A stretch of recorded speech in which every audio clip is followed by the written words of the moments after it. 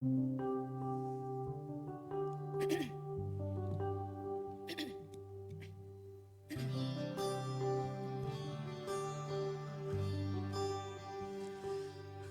nạc in bồi ba rung tu tôi đor in vài lâm chung ninh dạ mùa phâu nạc toa đi thôn nạc in Giêsu thâu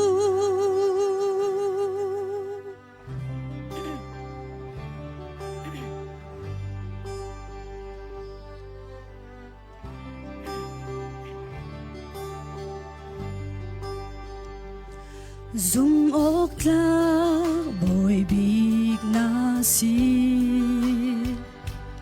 đi lệ khi chia sang hân xe lung lom na kling na ca pe Giêsu Christ ca chung anu Giêsu thâu bồi ba anu xóa nạc tây khăm can si chẳng bia tak si kri thâu than chung nung bi bồi big si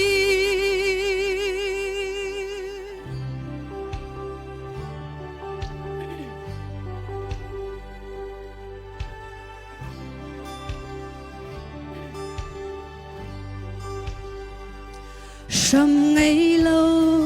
đồng rồng ngày lâu roa chân na sâm pi na si sa rau tlau mi kham nak na pe thì sen sungin vai lam chunga Giêsu thâu bồi ba anu xóa nạc tây khăm can si chẳng bia tak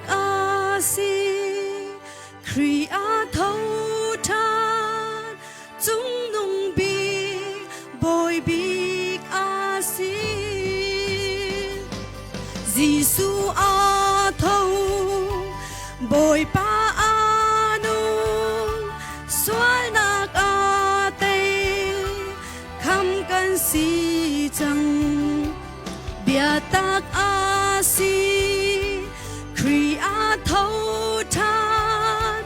chung nung bi bồi big si chung nung bi bồi big si chung nung bi bồi big